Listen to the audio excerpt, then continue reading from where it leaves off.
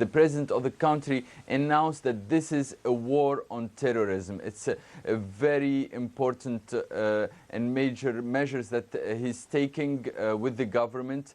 It is a very different war that any that happened before. This is not a conventional war. This is people who have an ideology of death, who are spread, and they have to fight them.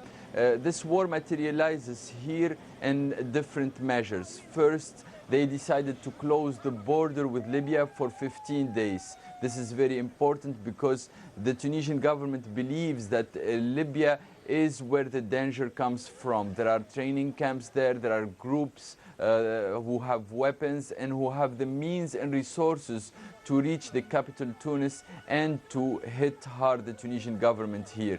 Second, they decided to track and follow anybody who comes from war-torn countries, and particularly Syria and Iraq. Tunisia has one of the highest numbers of jihadists in Syria, and they are believed to be coming back either to Tunisia or to Libya with the intent of continuing their war here. So this is another major step that they are taking.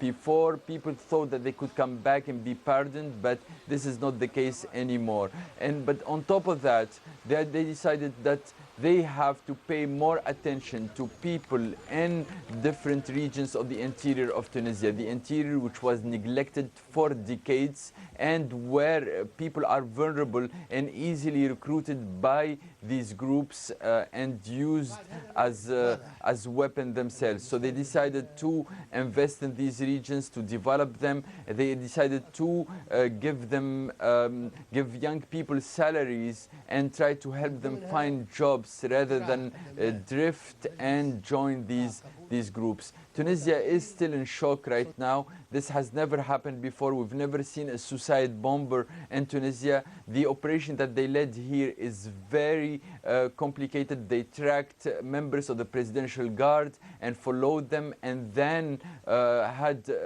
one person go with a backpack full of 10 kilograms of explosives and blew up inside the bus of the Presidential Guard. These people are very highly trained, and yet they couldn't stop such attack. Tunisians now are still in shock, and they are trying to understand what is happening to them and what the government can do to prevent these attacks in the future.